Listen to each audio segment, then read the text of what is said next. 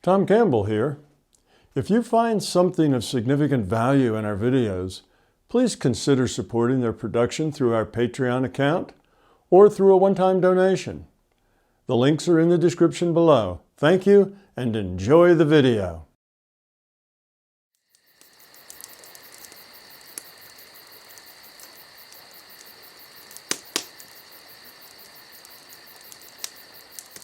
Well, good afternoon, everyone. This is our 68th Fireside Chat. Welcome, everyone. We have some people who haven't been here in a few years, and we have some new people. Tina and Rooney, thanks for being here, everyone. We'll get started with a question that came in from the MBT forum and didn't get read in our addendum, the latest video that we've done. It was misplaced somewhere between here and there. So we're going to start with that one to assure you that all of the questions have been covered. So Tom, from the MBT forum, Hypeman84 on global fear response. Tom has said several times that today's society has more fear than 60 years ago, giving as an example how he as a boy could ride his bike all day long without his parents getting concerned, whereas today we have helicopter parenting. Surprisingly, he appreciates as an evolution the world's response to COVID-19. Suddenly the world allegedly cares about old people, and to heck with economy and personal freedom. The old folks in care homes are a priority. But when we contrast how the world responded to 1968 and 69 forgotten Hong Kong flu pandemic, isn't it obvious we're now much more fearful than back then? Why does Tom agree that we've become more fearful when raising children, but not so regarding response to a pandemic? Okay. There are multiple kinds of fears. And any individual can have dozens and dozens, if not hundreds, of different fears. And the fact that we are fearful in one area and not fearful in another just shows that our growth is not even across the board in all areas. So the fact that though we're in a time of a great deal of fear, we're also in a time of great possibilities now. So I would say that in our present time, we are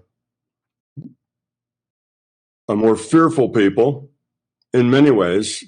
Socially, I think we're a more fearful people. But in some ways, we are better off. We're less fearful. And because we now have the internet that we didn't have back in 1970 or whenever that Hong Kong flu went around in the late 60s, early 70s, the fact that it was a worldwide thing didn't impress us very much because the world was just kind of someplace that we never really saw up close and personal. So it was easy to just kind of blow that off. And it came through like all the other flus had come along before, and we kind of treated it the same way. So there wasn't enough appreciation of the damage done to older people. I don't know in the Hong Kong flu what the ratios were, how many people got ill, how many people died, how catching it was, how efficient it was in going from person to person. But in any case, fear doesn't just, it's not like if you're fearful about everything all the time. And if you're not fearful, about A, you still can be fearful about B and C. And fear comes in many colors. So one of the things we've grown up about is seeing ourselves as citizens of the world. And the internet has done a lot for that we didn't see before. And this COVID-19 didn't start here. It started elsewhere. And we watched it ravage Italy and then I think Spain, China first, I guess, then Italy and then Spain, and had some idea of how lethal and how easy it was to pass on to others. So we had more awareness this time than we had in 1970. In 1970, we were not nearly as aware of what was going on and how it affected people. And our mass communications didn't have us all kind of on on the same page of music when it came to things like that. It wasn't quite the same as it is now with the internet and news traveling around and people seeing pictures of what's going on in various places. So just different time, different place, different fears. We had fears springing up a lot of times in history that came and went as the time came. Like in 1939, we had economic fears and people were leaping off of buildings because they were so afraid that life wouldn't be worth living, after the Depression, after the big financial crisis. So that was pretty severe fear when you jump off a building. Anyway, fears come and go with our culture and with what's happening. And now with what's happening in the world, as well as what's happening locally or in our country. So I don't really see any inconsistency there. All right. Thank you, Tom. I was speaking earlier with the group and I mentioned that I did get the Hong Kong flu and it was very easily passed along. Had we been more aware, it might have been different. Tina and Rooney are joining us today for the first time. And Tina's got a couple of questions. So please go ahead. So I have two questions. They are interrelated, so I can start with the first question first. Okay. So the question is about friendships, which I didn't hear you talk that much about in your Fireside Chats, or at least I didn't hear it, if there was a question about this. But I would like to know, what are friendships like for a highly developed person? Do they differ from average people's friendships? And if so, how? And do you yourself have friends in PMR or in PMR? Okay. So that last was, do I have friendships in both NPMR and PMR? Yes. Okay. Well, you've probably heard me say that relationship is the key driver of the choices that we make that most affect our evolution. Relationship is where the rubber meets the road. And that's not only in relationship with significant other, but relationship with everybody, friends, family, in-laws, outlaws, boss, coworkers. It's our relationships with people that tend to push our buttons, trigger our ego responses, trigger our belief responses. And we share beliefs with other people. With friends, we get influenced and pick up beliefs with friends. So friends are an important part of this relationship continuum. I mean, you have relationships with your parents, you have relationships with your children. All these relationships require you to interact in a giving, caring way, to not interact with your ego, to not interact with your fear, with your beliefs, but to interact in a positive way that is part of the solution, not part of the problem. So that's the challenge. Yes, friendships are important. That's a very important thing. And a friendship, just like any other relationship, can be primarily self-centered. Oh, I'll be friends with them because they bring these kinds of advantages, and they'll be friends with me because of the same thing. In other words, it's more of a, I'll give you this if you give me that kind of a trade. So most of the office friendships tend to be that way. Your relationships with the people in the office, you have to be polite to the people in the office because you have to work with them. So you don't talk about things that might be controversial. You leave religion and your sex life and other things that are personal out of your conversations. You just don't get into that deep a conversation with them about who you are personally. You keep them more or less superficial because you need that good working relationship.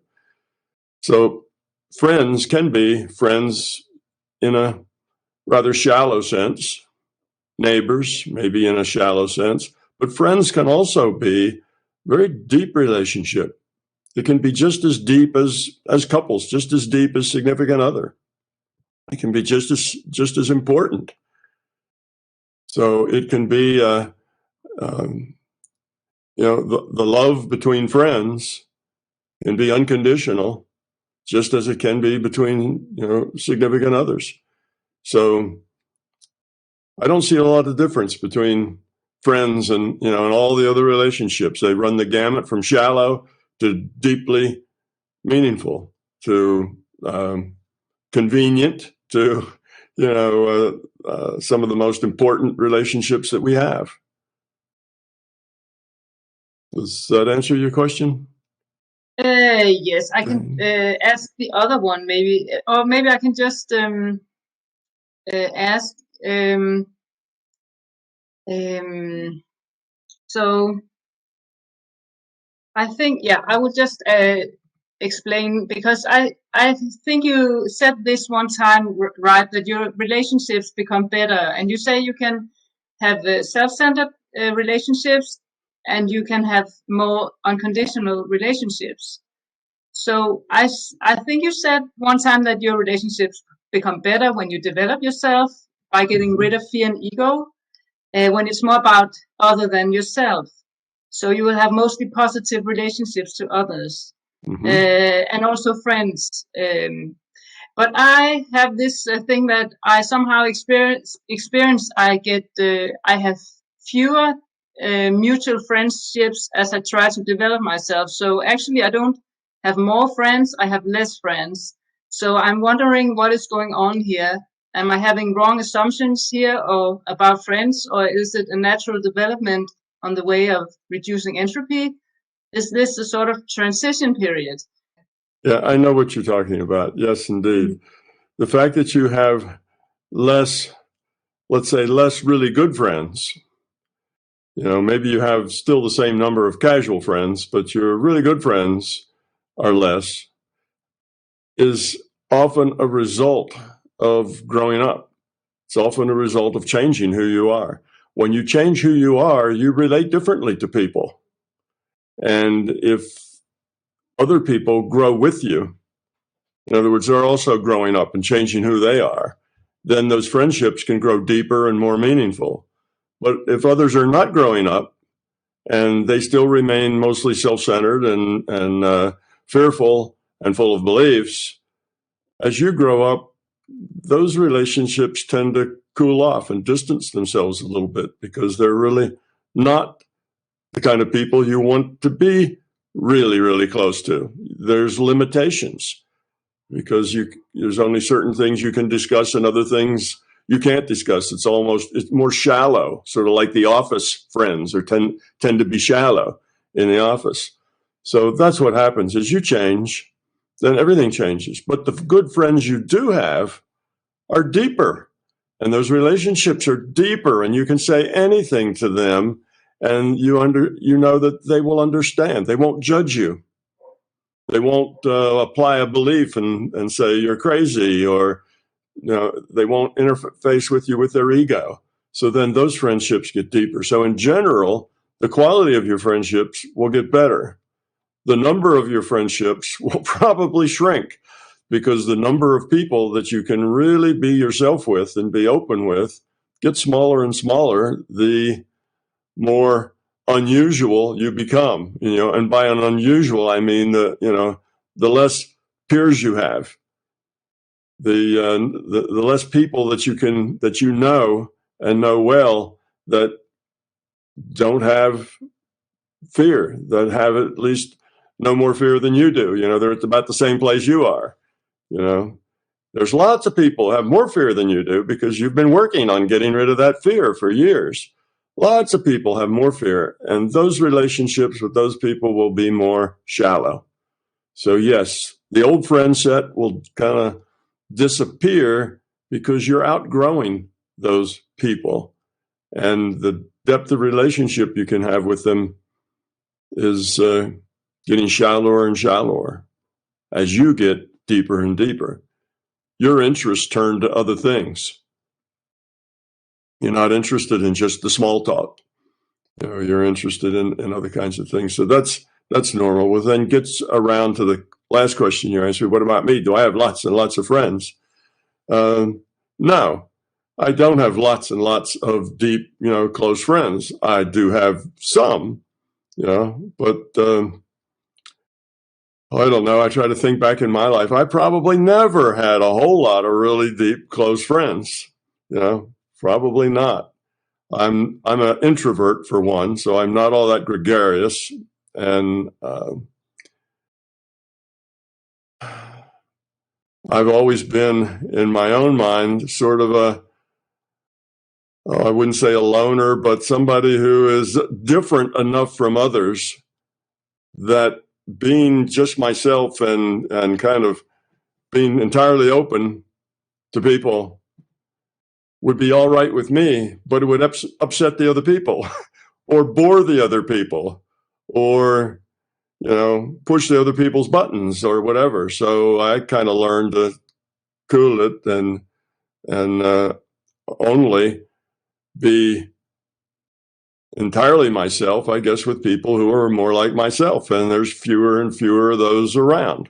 So yes, it's lonely at the top, as they say, in the sense that you'll have fewer and fewer really good friends that you will be completely open and at ease with, where you can say anything and it'll work. It'll be fine. It won't create any problems. So yes, that's just a natural part of growing up. The more you grow up, the fewer peers you have that you can just be entirely yourself with. But that's okay, because those few relationships are really, really meaningful. And even if that just gets down to 2 or 3, just several really meaningful relationships are wonderful, much better than 20 shallow relationships. Yes. So this is what you answer now is kind of what I'm trying to deal with here. And could you say a little bit more about how can I or we in this process navigate this transition somehow? Because I do feel some kind of sorrow sometimes when my old friends do not follow. So they are left behind. I feel they are left behind and they have fears. And as you say, I have a more distanced relationship to them. And it's kind of a sad feeling as well, because I miss them somehow. But can you say something about how to navigate these? Because I realize this is also kind of, maybe it's ego, I don't know. Or maybe it's I guess it's a normal feeling probably, but how do I navigate with my egoic reactions in this process, maybe? So when I see that I also have ego and needs and fears myself, and they have, but also also outgrowing these maybe. Well, the way you do that is the same way you interact with people in general. People who you can't be entirely yourself with, and that is you interact with them in ways that you can be with them. Let's say there's certain things that you really don't want to discuss, like the nature of reality, because that's not really something they're very interested in. If you say, oh, let's talk about the nature of reality, they will kind of look at you very strangely and change the subject to something else. So you just don't talk about those things. So you figure that, as an individual, you have many facets. You have hundreds of facets in which you can connect with that facet to somebody else that has a similar facet and a similar interest. Connect in all the ways you can. Make all the connections that you can, and don't connect where it doesn't work well. Well, that means you won't be sharing all of yourself, but you maybe be sharing half of yourself or 3/4 of yourself or whatever. And in those times, don't dwell on what you don't have. Just enjoy what you do have. So come to them in the ways that you can interact with them. That's good advice. Let's say you're interacting with family members, aunts and uncles and cousins and people that you don't really live with enough to know them intimately, but they're family. So you do interact with them, off and on. interact with them as fully as you can and still keep everything positive. When it starts to go negative, change the subject or go elsewhere. So enjoy the things you can enjoy with them, and don't feel negative about the things you can no longer join with them. That's just the way it is. Things change. As you change, everything else changes too. Remember, you create your reality by your own interpretations of the data that you get. So your reality is changing. As you grow up, your decision space gets broader, your reality gets broader and deeper, and you just are a different person. So fit in as much as you can fit in. So go see those old friends and talk about whatever it is that they're really interested in. And after a while, you'll probably excuse yourself because what they're interested in doesn't really captivate you so much anymore. You can talk about it, but it's fun just to be there with them that time and connect with them as they are and just accept them as they are. It's a big mistake to think that there's something wrong with them that you should fix. That's not it. They are who they are. They're growing at their own rate. There's not much you can do to help them grow up. You can maybe offer a little bit of discussion in an area, but if they don't bite, they don't take that bait, then leave it alone. Just connect how you can connect. Let the rest go. And don't think of them as any less. It's not that they're less, it's that you're more. And you're the one who's changed, and they are just as they are, and that's okay. You can interact with them in the ways you can interact with them. So that's the same thing I'd say about how to interact with your troublesome Uncle Fred, who is always saying things off color and always, kind of person that you meet every Christmas and whatever your holidays are, you meet then, but you kind of dread having the conversation. It's the same thing. Go connect with them in ways that interest them. Find out things to talk about that interest them and talk about that. See, typically we're self-centered, so we go into a conversation and want to talk about the things we're interested in. And if nobody's talking about what we're interested in, then we walk away and find other conversations where they are. Well, in this case, you don't do that. You find out what they're interested in, and you talk to them about that. And that usually works pretty well. And then you spend time with, your old Uncle Fred, and it turns out to be good time. You interact and find out there's actually parts of him that are interesting. Experience he's had, things he's done, things he's seen, and so on that are interesting. But you'd never have found that out if you didn't make an effort to be in his space rather than require him to come into your space. Yeah, because I have been dealing with some of the sadness. I feel I leave them behind, but as you say, maybe actually not leave them behind. Maybe also connect with them, but also I don't know if you can relate to this sadness. Also leaving people behind, or and will this go over with time, and I would just lose interest, and it's not so big a problem, or what do you think? Yeah, it all adjusts with time. Everything will adjust out. So those people that you particularly do care about, then connect with them in ways that make them happy, ways that are positive for them. And it won't be as fulfilling a relationship as it was when you were both on the same sheet of music, but you change. As you grow up, things change. Your set of friends changes. The kind of material you're interested in, the movies you watch, the books you read, all of that changes. And that's just the way it is. So change happens, and we can't hold on we can't make it the way it used to be. It's not the way it used to be anymore, and it won't be the way it used to be anymore. So let that go. Don't mourn that, but you can still make it good. Yes. So you also mentioned this about it's lonely on. Did you say top? I don't remember. Yeah, but, lonely at the top. But it's lonely at the top, right? And so I have this also balancing this. How do I balance the feeling of connectedness to other people versus separateness and loneliness? Okay. So you are kind of talking about it here, but could you say a little bit more about this? I can indeed. I say it's lonely at the top because that's just a phrase. I don't know if it is in your language, but in our language, that's often that's what executives and leaders and so on say. It's lonely at the top. Well, in this situation, by growing up and therefore having fewer peers that you can interact with fully, it's not really lonely at the top, because what happens is that, yes, there's fewer people you can interact with fully. You mostly interact with people partially, just to the point where it stays positive. When it goes negative, you stop.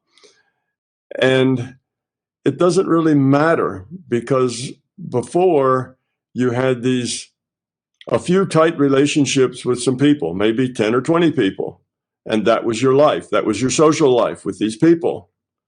Well, the more you grow up, the more you feel connected to and a part of lots and lots of people.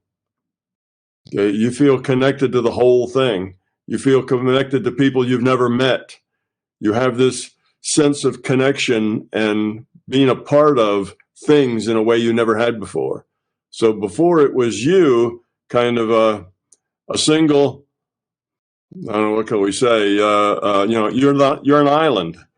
You're an island all to yourself, and you interact with these other islands, and you the island. And of course, the island is your self-centeredness. It's about me. That's what creates the island. So you're an island. You interact with a bunch of other islands, and you have good social relationships with those islands. As you grow up, your island gets bigger and bigger and bigger, and it includes lots of people, even people you don't know. And your connection to them at this higher level, not necessarily what did you have for dinner last night level, but at a more significant level than that, kind of fills you with a peace and a satisfaction that is more fulfilling than actually all the little island to island relationships were. So I don't know if I've said that very well, whether that island is really a good metaphor, but like with the islands, you row your boat over to island B and you interact with them, and then you row it over to island C, or maybe you all connect a little. But this way, all the islands are really there. You see all those people, you appreciate all those people, you care about all those people. You're just not going to have a 2 or 3 hour long conversation with them. You're going to have a half an hour conversation with them, and it'll be fun. And you'll enjoy it, and that's okay. But you appreciate them at a different level now. You appreciate them as another piece of consciousness struggling to evolve and to grow.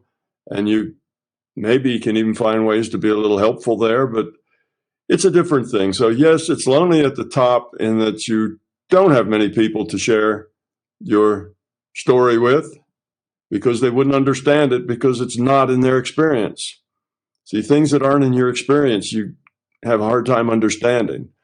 So that's true. But at the same time, you're so more connected at a deeper level to everything else that it makes up for that. So I really don't feel lonely at all. Although I will say that, I probably share less than 10 or 20% of my experiences with anybody. So say 85% of all my experiences are just my experiences. There's no point in sharing them, because if you haven't had them yourself or have similar ones, then you're not going to understand them. And there isn't really going to be, it's not going to be useful to either one of us to talk about things that aren't in your experience, because it can't be a sharing. It's just me doing an offload. It's not really a sharing thing anymore. So there's an awful lot of myself and my experiences that I just don't share. Not because I'm trying to hold them secret, but just because it never gets to a point where it's really appropriate to share them. And that's okay, though. That doesn't really make me feel lonely, because I'm more connected to people in a deeper way than I ever was before. So I don't know if I'm saying it well, but anyway, yes, it's lonely at the top in that you don't have people that you can share yourself with, but it's not lonely in that you have literally thousands of people, hundreds of thousands of people, millions of people that you can share yourself with, that you can be a part of their lives or a part of their growth maybe. But at least you give them respect and you care about them. And you care about them in ways that is probably as much as you ever cared about your close friends. They're really meaningful and significant people to you, even if you never meet them. So it's hard to explain it's hard to explain, without you, again, having that experience. But I'm sure you're moving toward that experience and you're getting appreciation for what I'm saying just in your own life. Yeah, you relate more widely to people, but the depth of your relationships with individual others isn't as deep anymore because you've kind of outgrown them. But I find it not a problem. I find it a delightful place to be. Yeah, I don't have any idea that I don't have any feeling that, oh no, I don't get to share all of my stuff with somebody, I'm all alone. I don't get any of that feeling at all. It's just the way it should be. It's the way it is. It's the way I can be most helpful to other people. So it's no issue. So lonely at the top, but when we're talking about the top of growing up, it's not really lonely there at all. Okay, well, thank you very much for your answer.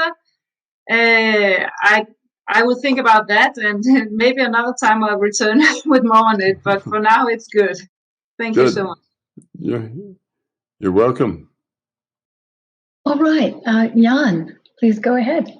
I wanted to ask something about regarding intentions, because I first of all, have troubles coming to silence and speaking out of silence, doing intentions, because there is some confusion regarding to getting to the silent, was what Eckhart Tolle is describing, and then intentions on the other side. Like, should I make just broader intentions where I just have the intention to help others and just being helpful, or instead of, I really want to listen to that person really deeply, or something is pulling me away, want to investigate that, like these intentions? All of the above is the answer. You do all of those. You have broad intentions for people, people you know well, and people you don't know at all. You can have intentions for, and you can also have very specific intentions for very specific things. So broad and specific all happen together. Now, you come to silence, you say, you mean that's where you have no thoughts. You're perfectly still in your mind. Okay. Now, the thing about intention is that it needs to be from your intuitive level, from your being level.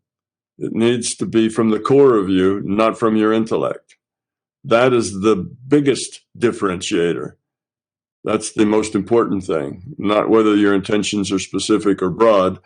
Broad is good in one case. If you're giving love and caring to all humanity, that's pretty broad. You're sharing it with 7.5 billion people. But if you're trying to heal an individual, then that's very specific. You're focused on a particular organ or a particular piece of that body that you're working on. So it can be either of those, but the key thing is that it be from the core of you, not just from your intellect. An intention is different than a wish. A wish is just something comes out of your intellect. Oh, I wish it were like that. An intention is something that you have, there's value in it for you. It's something you want to do. There's a connection. It's not a simple, easy thing. It takes more of you. So it has to come from your heart. That may be another way to say it. It has to be not mind-centered, but it has to be heart-centered. It has to come from the center of you, from the core of you. So if you're doing a healing with someone, you have to really care about that someone and that healing. Or if you're giving, peace to the world, you have to really care about giving peace to the 7.5 billion people that are there in the world. So it's sharing a part of what is you when you have this intention. That's what I mean by intention, as opposed to, what we mean by just making a wish. So separating that intellectual part from that being level part is important. And at that being level, you have some strength behind it. That's the strength of your caring. Your caring isn't just casual. Oh, yeah, I care. Oh, yeah, I care about everybody. You see, that's just very casual. But I really care means you have some feeling in it. You have some emotion in it. You have a deeper connection to it. That then moves energy. That is powerful. Whereas your casual intent that doesn't have that kind of energy or power in it is not nearly as powerful. Thank you. Yeah. Yeah, I really have to say, like, for a long time I wasn't sure if I'm doing this, doing my intentions from the head or from the heart. And I really was caging myself into some world. I was just so fearful about, I had trouble connecting with people. At some point I was losing the interest also, and was really going small, and caged myself and started to believe that I don't have the love that I was initially giving. And I really experienced some sort of really careful giving love in my experience. And somehow I really I believe I lost it, but because I see it from my actions somehow. So that is something I really have just to work on and to come from the heart at my choices, and not to be so fearful and self-centered. Yeah. So, yeah. Yes, don't. It's not the actions that are important. It's the intent behind the action. It's the reason. It's the motivation. That is more important. And don't be afraid of doing it wrong or not doing it right. That is a crippling fear. That's a paralyzing fear. Just do it. Be it. It's not about doing, actually. So I just said do it, but it's not really about doing. It's about being. Just be it. Put your feeling into it. Express that caring. And don't start second guessing and say, oh, did I do that the right way? Was that coming from my intent, from my being level, or was that coming from my intellect? And as you start second guessing everything, then it all falls apart in a big wad of confusion, and all you are is lost in the confusion. Just do it. Just be it. Express yourself. Share yourself with others. That's the way. If you feel some peace and joy for all of humanity, share that. Feel it. Push that feeling out there. Don't think, am I doing it the right way? Technique is the very minor part of it. Being sincere is the biggest part of it. Okay, so don't worry about, am I doing it right? Just be and share yourself, and then just let it all happen however it happens. Okay. Don't start second guessing, and am I doing it right? I don't think so, because this didn't happen and that didn't happen. And then you start looking for signs, and then pretty soon you're all wrapped up in a wad and have no idea which way's up. So it's the second guessing. And of course, that's your fear, the second guessing. The fear is a fear of doing it wrong, a fear of not being good enough, a fear of being inadequate, a fear of making mistakes. All of that's the fear that gets in the way. And just be who you are, authentic. Feel the way you feel. Share that feeling and that energy with the world, and just let all the chips fall wherever they do. And do that for 6 months. Just do that and let it fall out however it does. And then look back at it and say, well, what's the good news and what's the bad news? And then you can maybe alter it a little bit, make some adjustments. And then do it again for 6 months, and then make some adjustments. And that's how we learn and grow, by being and then looking at the results of that being and then making corrections. Yeah, I feel always like a step behind, because I'm always second guessing, and that makes myself just retreating from the reality, and it's just Yes. I'm realizing this, but it's so happened so automatically and so ingrained that I cannot really let go because of all those fears, and it's really heavy, and it pulls me down sometimes. And I'm trying to meditate and to bring some energy from the bottom to the top, to feel my body and to express somehow the really life force that is behind everything. And it's really interesting. I don't care. Okay, second guessing again. So yeah, it's always not letting myself do the thing I just want.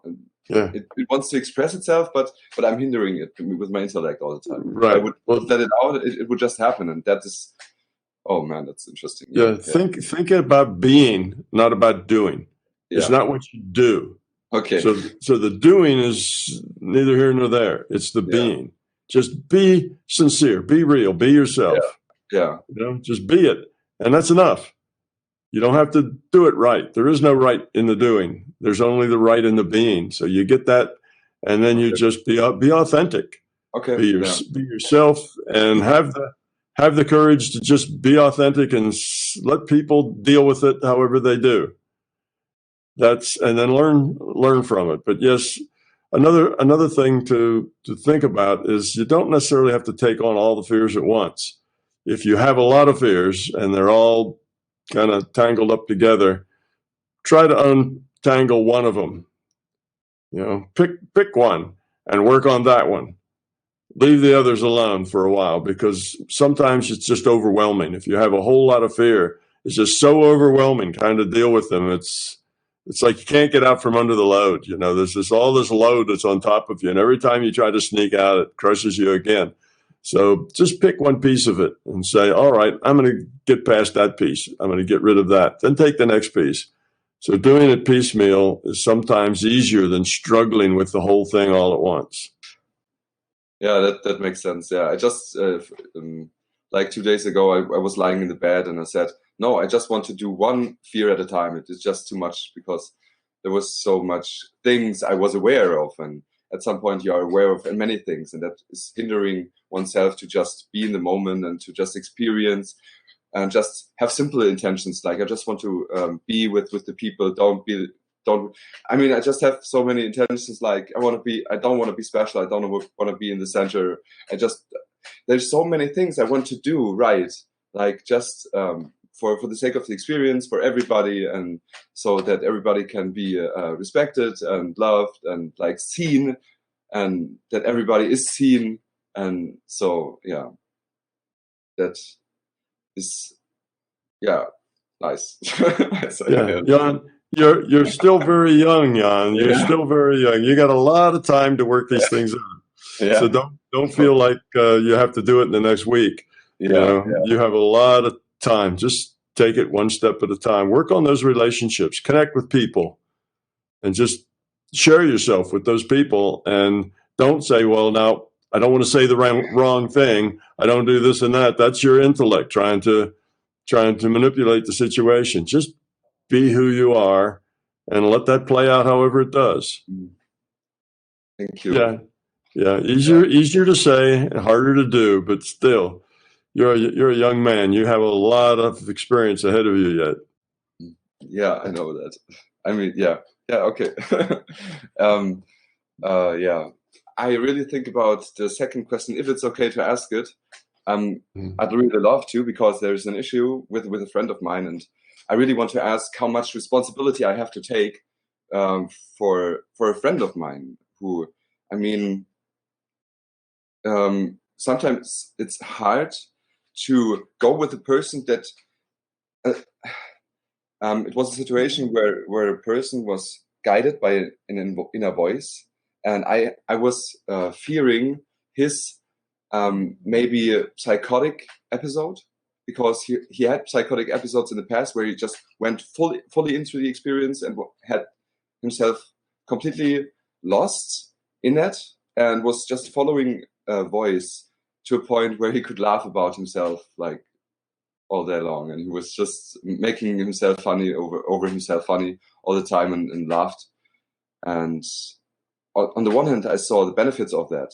On the other side, the blindly following that stream of just following some guidance was making me afraid of losing control. And I'm not sure if that is, I mean, if it's helpful, that was my hunch. If it's helpful for him and for other people, even if it's bad in the first place, like he does stupid things where other people worrying about him, or act out of fear because they fear he gets a psychotic episode. But in some way he gets more to himself, where he lets go of all the personal stuff that he has accumulated over the time with his family and with all the beliefs that he had. And through his guidance from the inner voice, he let go of many fears and had just the intention, I want to help other people. And that's where he just ended up. And I just see so much love in him. But also sometimes it's weird because there is some shadow behind it, and I cannot can fully accept him, fully love him, because there's some rejection from my side. I cannot say, oh, I really can just accept all of his world. Yeah, I think I understand what you mean. Yeah, okay. Yeah, I think I understand what you mean. You have to let people be who they are, and you have to be who you are. You're not responsible for other people or the choices they make. You're not responsible for taking care of them. You're not responsible for seeing to it that that they succeed or that they're liked or anything else.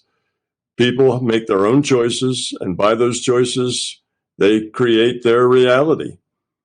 They create their own selves and their reality. So you have to let people just be who they are. And sometimes if that's self-destructive, well, you just have to let them be that way. It's not like it's your responsibility to step in and fix people. It's not. People have to fix themselves. Now, if you see a place where you think you might be helpful, you can try, but if it doesn't work and it's really not helpful, then you'll know that you don't do it again. So you have to not overthink it. You have to not overthink life. You have to not try so hard. You have to try not to, do everything perfectly and make everything work out. You're just living your own life, making your own choices the best you can. And where that intersects with other people, fine. Friendship and connections are good.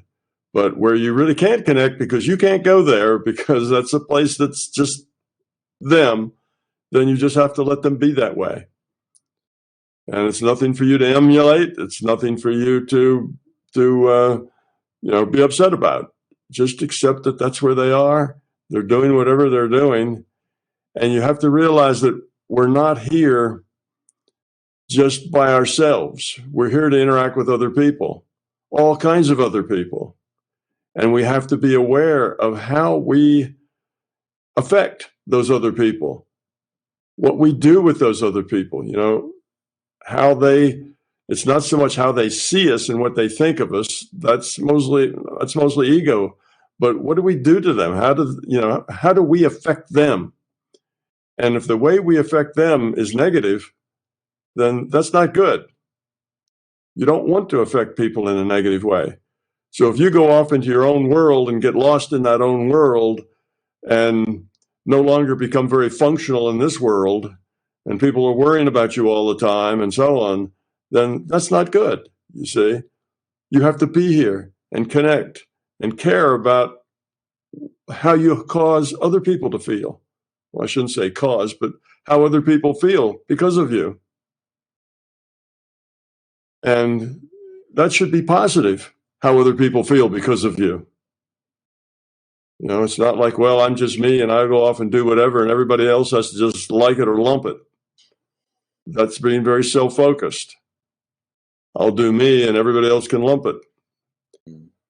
So you have to care. So if you live in a world and it has parents and siblings and friends and all kinds of other people in it, how you affect those people is an important thing for you to understand.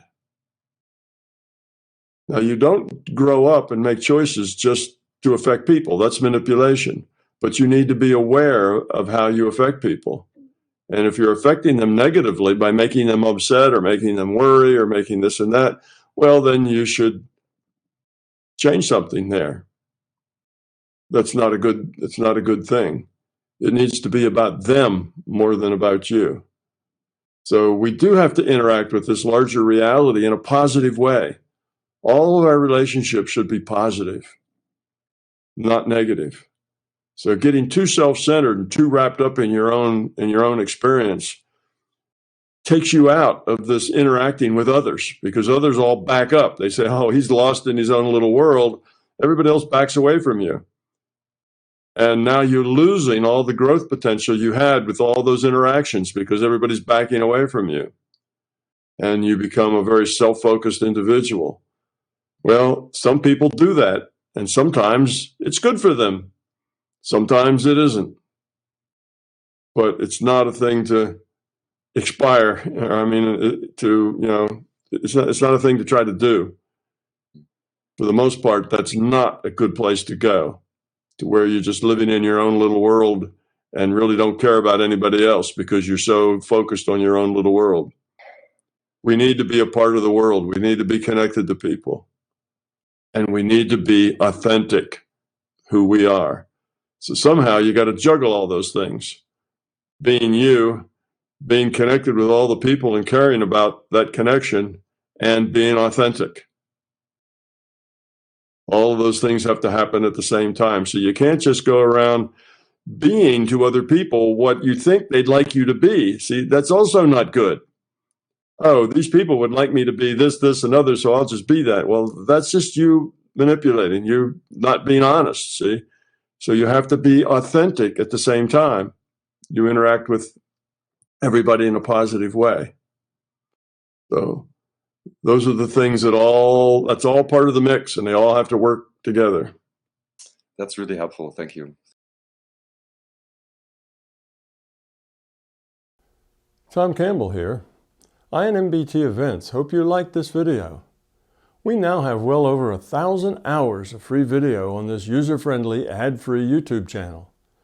Though these videos are free to our viewers, they represent many thousands of hours in production and editing, and many thousands of dollars invested in video and audio equipment, along with the required computers and software to store and process the raw video into finished products. So far, all of this content has been funded directly out of our own pockets. Be assured, we will always continue to do what we can. It's our life, our purpose, a labor of love that we will continue to pursue as best we can. However, those pockets are not as deep as they used to be. Thus, we are now seeking to augment our resources with support from our viewers. If you find something of significant value in our videos, please consider supporting their production through our Patreon account or through a one-time donation. The links are in the description below. Thank you.